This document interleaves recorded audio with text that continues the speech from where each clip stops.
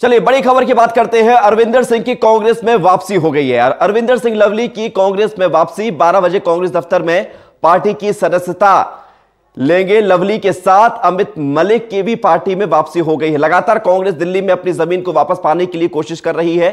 शीला दीक्षित को भी मनाया गया था और अब राहुल गांधी से मुलाकात के बाद पार्टी में वापसी हो रही है अरविंदर सिंह लवली की। निगम चुनाव से पहले बीजेपी किया था ज्वाइन। अरविंदर सिंह लवली और अमित मलिक ने बीजेपी ज्वाइन किया था निगम चुनाव से पहले। अजय माकन से नाराजगी के बाद पार्टी छोड़ी थी, लेकिन रूठों को मनाने में कामयाब साबित हुए हैं अजय माकन। और खबर आ रही है कि जल्द यानी कि कुछ ही देर बाद कांग्रेस की सदस्यता ले सकते हैं। शीला दीक्षित के बाद अरविंदर सिंह लवली को मनाया गया है। तो दिल्ली में कांग्रेस अपनी जमीन को वापस बनाने के लिए, अपनी जमीन को वापस पाने के लिए जीतोड़ मेहनत कर रही है और एक के बाद एक पुराने नेताओं को वापस पार्टी में लाया जा रहा है। अभी शीला दीक्षित को भी सक्रिय राजनीति में लाने के लिए मनाया गया था और अरविंदर सिंह लवली जो कि बीजेपी में शामिल हो गए थे निगम चुनाव से ठीक पहले, और कहा गया था कि अजय माकन से नाराज होकर उन्होंने कांग्रेस छोड़ी थी, लेकिन अब खबर यह आ रही है कि अजय माकन ने रूठों को मना लिया है। अरविंदर सिंह लवली की कांग्रेस में वापसी तय मानी जा रही है। 12 बजे कांग्रेस दफ्तर में पार्टी की सदस्यता लेंगे। लवली के साथ अमित मलिक की भी पार्टी में वापसी हो रही है। निगम चुनाव से पहले बीजेपी ज्वाइन किया था अरविंदर सिंह लवली ने और इसके बाद स्थितियां बदली। अब कांग्रेस अपनी वापस जमीन को पाने के लिए, कांग्रेस अपनी धरातल पर राजनीति को मजबूत करने के लिए दिल्ली में कोशिश कर रही है और अरविंदर सिंह लवली की कांग्रेस में वापसी। अब कांग्रेस में वापसी अरविंदर सिंह लवली की हो रही है, इसके बाद क्या कांग्रेस मजबूत हो पाएगी? जो कांग्रेस लगातार शीला दीक्षित को भी सक्रिय राजनीति में आने के लिए अजय माकन के द्वारा मनाया गया था और कहा गया था कि अजय माकन माफ कीजिएगा, शीला दीक्षित सक्रिय रूप से दिल्ली की राजनीति में कांग्रेस को आगे बढ़ाएंगी। और अब खबर यह कि अरविंदर सिंह लवली की कांग्रेस में वापसी। अरविंदर सिंह लवली के आने के बाद कांग्रेस कितनी मजबूत होगी यह वक्त बतलाएगा, लेकिन लगातार पार्टी अपने आप को मजबूत करती हुई, क्योंकि कहीं ना कहीं गुटबाजी हावी थी।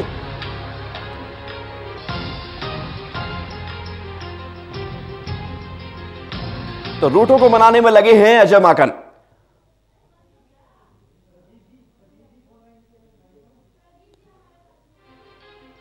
अब हमारे सहयोगी जुड़ गए हैं, प्रदीप जुड़ गए हैं हमारे साथ। प्रदीप, अरविंदर सिंह लवली पार्टी में वापस लौट रहे हैं, कितनी मजबूत होगी कांग्रेस? देखिए, अरविंदर सिंह लवली जो बीजेपी ज्वाइन कर चुके हैं और उससे पहले उन्होंने जब प्रदेश में कमान संभाली थी कांग्रेस की प्रदेश अध्यक्ष के तौर पर, उसके बाद पार्टी में गुटबाजी काफी बढ़ी थी। उसके बाद उन्होंने पार्टी बदल दी और कई आरोप लगाए थे पार्टी के ऊपर, लेकिन सूत्र ये दावा कर रहे हैं कि वो वापसी के लिए संपर्क में है वरिष्ठ नेताओं के, और सूत्र ये भी कह रहे हैं कि राहुल गांधी से एक मुलाकात भी उनकी हो चुकी है। इससे पहले आपको एक ब्यौरा जरूर देना चाहूंगा। अमूमन ये कहा जा रहा है कि वो कभी भी पार्टी ज्वाइन करेंगे, औपचारिक ऐलान कर दिया जाएगा, लेकिन अमूमन जब भी कोई किसी ऐसे नेता की पार्टी में वापसी होती है, पार्टी अलग कमान से मंजूरी मिलने के बाद होती है। ये जरूर है कि अगर ये वापसी हो रही है तो ये कहा जा रहा है कि दो संभावनाएं बन रही हैं। या तो राहुल गांधी के ऑफिशियल ट्विटर हैंडल से उनकी मुलाकात का फोटो सार्वजनिक करके उनकी वापसी का ऐलान किया जाएगा, या पीसी का इंतजार किया जाएगा। अभी तक जो 12 बजे की प्रेस कॉन्फ्रेंस है वो पार्टी पीएनबी घोटाले को लेकर कर रही है, जिसमें दिल्ली के पूर्व सांसद और पूर्व केंद्रीय मंत्री कपिल सिब्बल, रणदीप सुरजेवाला, शक्ति सिंह गोहिल शामिल हैं। तो अगर इसमें या तो प्रदेश अध्यक्ष की मौजूदगी रहती दिल्ली के, तो संकेत मिलते कि शायद पार्टी में वापसी हो रही हो लवली की। अभी तक पार्टी ने पत्ते नहीं खोले हैं, तो इंतजार करना होगा कि क्या औपचारिक तौर पर ऐलान किया जाएगा या फिर ऑफिशियल ट्विटर हैंडल के जरिए यहाँ पर अरविंदर सिंह लवली की वापसी को बिल्कुल अभी लेकिन स्पष्ट नहीं है, लेकिन ऐसे संकेत दिख रहे हैं। आप बने रहिए प्रदीप हमारे साथ। अब जुड़ रहे हैं न्यूज लाइव से इनपुट एडिटर सुजीत जी। सुजीत जी, आपसे समझना चाहेंगे, बीजेपी से कांग्रेस में आते हुए दिख रहे हैं लवली जी। अब लवली जी अगर कांग्रेस में आते हैं तो फिर उसके बाद कांग्रेस कितनी मजबूत होगी? ये बीजेपी के लिए झटका है या कांग्रेस के लिए राहत भरी वाली खबर है?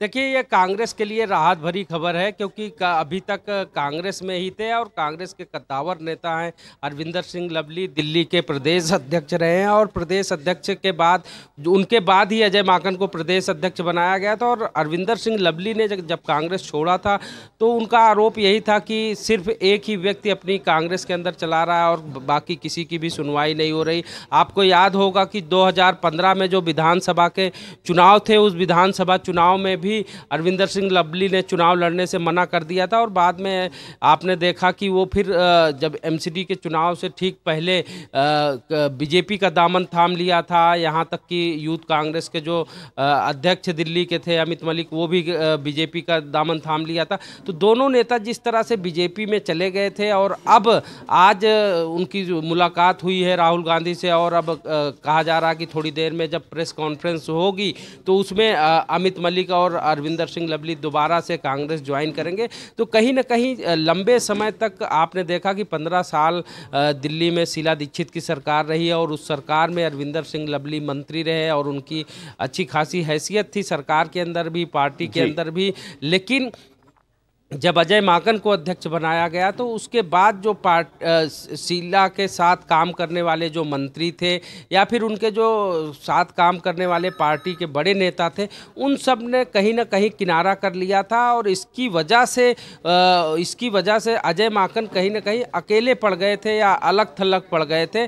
और आपने देखा कि एमसीडी चुनाव में जो शुरुआती दौर में लग रहा था कि कांग्रेस अच्छा प्रदर्शन कर सकती है, लेकिन कांग्रेस का बहुत बुरा प्रदर्शन रहा और जिसकी वजह से माना गया कि कांग्रेस के अंदर जो खेमेबाजी रही, जो अजय माकन सिर्फ अपनी ही चलाना चाहते थे और ये दिखाना चाहते थे कि वो अकेले ही जो उनके साथ जो जुड़े नेता हैं उनको लेकर ही वो दिल्ली में पार्टी मजबूत कर सकते हैं, लेकिन ऐसा नहीं साबित हो पाया। और आपने देखा कि उन्होंने अभी जब शीला दीक्षित के साथ उनकी सुलह हुई और बाकायदा जब अभी अरविंद केजरीवाल सरकार के खिलाफ उनका पोल खोल अभियान चल रहा था, उसमें जब दोनों मंच पर आए, अजय माकन और शीला दीक्षित एक मंच पर आए, तो अजय माकन ने मीडिया के सामने या कहें कि खुले मन से जो है सबके सामने माफ़ी मांगी और कहा कि जो है उनकी गलती थी जो सबको साथ नहीं लेकर चल रहे थे और जिसकी वजह से पार्टी कमज़ोर हुई और एमसीडी चुनाव में हार का सामना करना पड़ा था।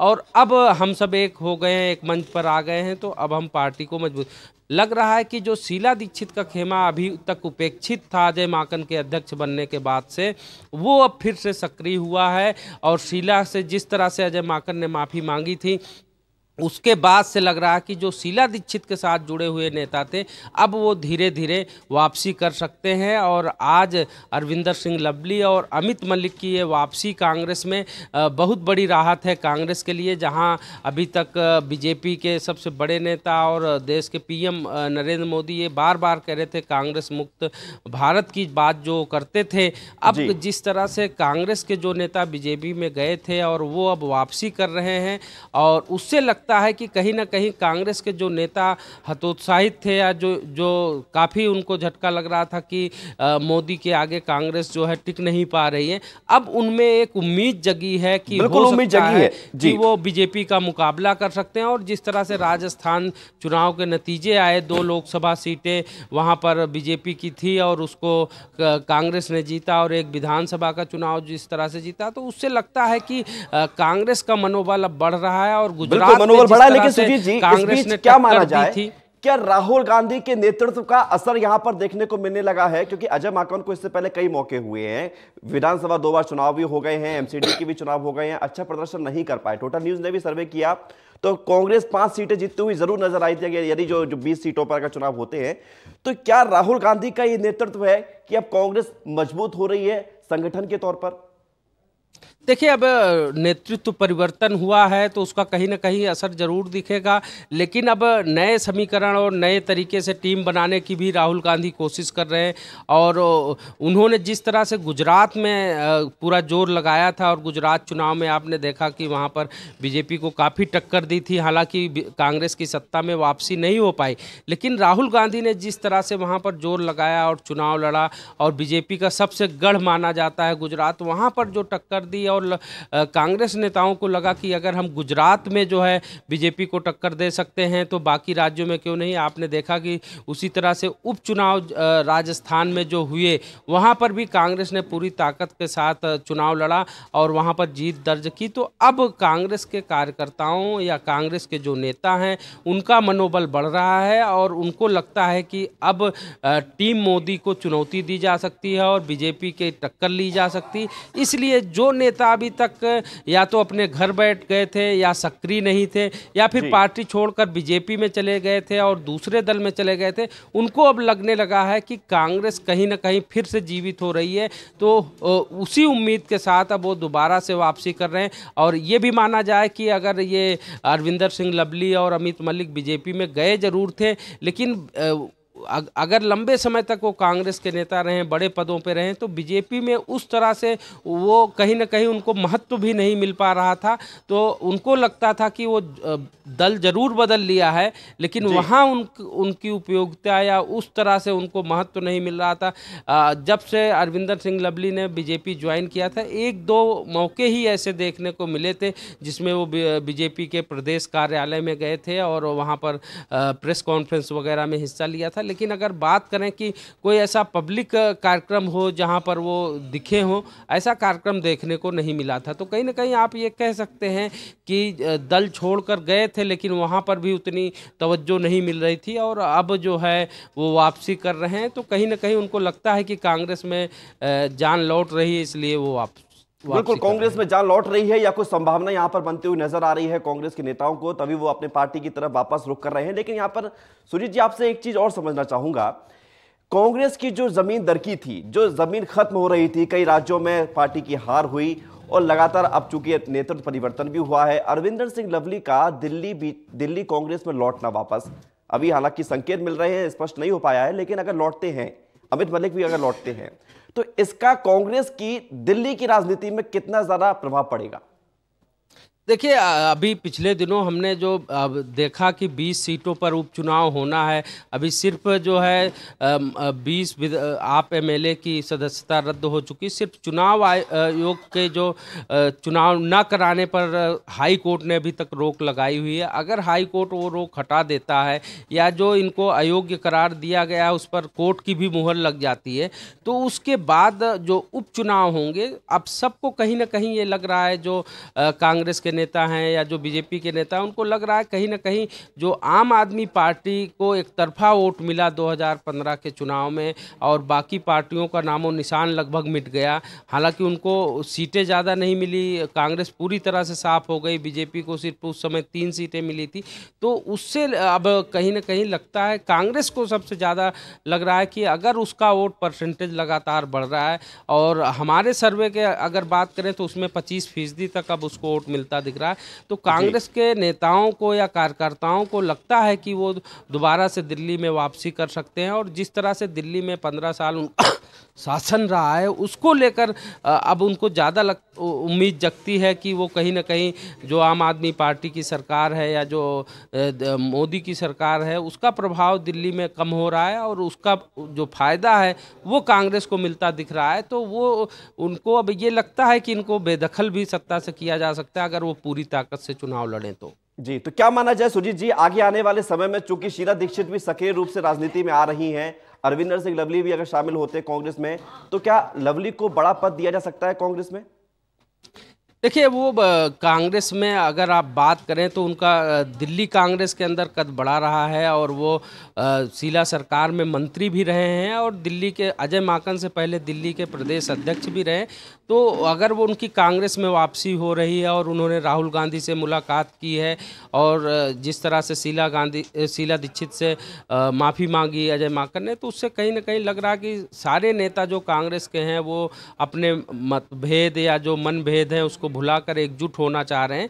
तो ज़रूर कोई ना कोई उनको उचित पद कांग्रेस में दिया जा सकता है, क्योंकि अगर उनकी वापसी हो रही है तो सबसे बड़ी चीज़ है, वापसी ही उनके लिए बड़ी बात है कि वो कांग्रेस में बड़े पद पर रहे हैं। अगर वापसी होगी तो कांग्रेस उनको ज़रूर कोई ना कोई अच्छा पद देगी। जी बिल्कुल सुजीत जी, लेकिन कांग्रेस में चूंकि गुटबाजी बहुत बड़ी परेशानी रही है, कई राज्यों में कांग्रेस में देखने को मिलता है कि गुटबाजी इतनी ज्यादा चरम सीमा पर है कि पार्टी बिल्कुल खोखली साबित हो रही है। चुनाव है कई राज्यों में, इसी 2018 में भी 8 राज्यों में चुनाव है, मध्य प्रदेश में, छत्तीसगढ़ में, राजस्थान में, जैसे कई बड़े राज्य भी हैं। ऐसी स्थिति में अगर दिल्ली से कुछ संकेत मिलता है कांग्रेस की पॉजिटिव के लिए कि कांग्रेस अच्छा कर रही है, तो उसका असर पूरे देश पर होगा। और 2019 में लोकसभा चुनाव है, तो उस पर भी असर देखने को मिल सकता है। कांग्रेस इस तरह का मैसेज देना चाहती है और वाकई जब भी कोई चीज़ दिल्ली में घटती है, दिल्ली भले ही अगर दिल्ली की लोकल राजनीति की बात करें तो दिल्ली बहुत छोटा सा केंद्र शासित प्रदेश है और यहाँ लोकसभा की 7 सीटें और विधानसभा की 70 सीटें हैं। बहुत छोटा सा इसका क्षेत्रफल भी है, लेकिन यहाँ जो भी घटना होती है या जो भी यहाँ के नेता बोलते हैं उसका प्रभाव पूरे देश में जाता है। तो कहीं ना कहीं एक मैसेज जो है, अगर इस तरह की जो कांग्रेस के नेता बीजेपी में चले गए थे या दूसरे दलों में चले गए थे, अगर वो वापसी कर रहे हैं या एकजुटता दिखाने की कोशिश हो रही, तो उसका असर पूरे देश पर जरूर देखने को मिलेगा, क्योंकि ये दिल्ली का मैसेज पूरे देश तक जाता है और ये भी संकेत लोगों को मिलते हैं कि हाँ कुछ न कुछ जो घटित हो रहा है, जो राजनीतिक घटनाएं घट रही हैं, उसका बदलाव का असर जो है लोगों में चर्चा का विषय जरूर बनता है। जी बिल्कुल, लेकिन सुजीत जी आखिरी सवाल आपसे, क्या बीजेपी इतनी आसानी से अरविंदर सिंह लवली को कांग्रेस में जाने देगी? देखिए, अब जाने देने या ना देने की बात ही नहीं रहती। अगर उन्होंने आज राहुल गांधी से मुलाकात कर ली है तो कहीं ना कहीं ये साफ हो गया है कि वो उनका मोह बीजेपी से अब भंग हो गया। और दूसरी बात, जब वो कांग्रेस से बीजेपी में गए थे तब भी कोई कांग्रेस उनको रोक नहीं पाई थी, या बीजेपी से वो कांग्रेस में आ रहे हैं तो बीजेपी उनको रोक, क्योंकि ये एक उनकी अपनी व्यक्तिगत इच्छा है कि वो किस पार्टी में रहेंगे, किसके साथ काम करेंगे। तो इसमें बहुत ज़्यादा अगर कोई पद और इस तरह की बात होती है कि उनको कोई बड़ा लाभ पार्टी में दिया जा सके, अगर उनको लगता इतने दिन से वो बीजेपी में थे, अगर बीजेपी उनको रोकना चाहती या बीजेपी कोई बड़ा पद देती तो हो सकता है कि वो बीजेपी के साथ अपने आप को अब तक जोड़े रख पाते। लेकिन उनको कहीं ना कहीं लग रहा था कि उनको उतना महत्व नहीं मिल रहा है, जिसकी वजह से अब वो कांग्रेस में आ रहे हैं दोबारा।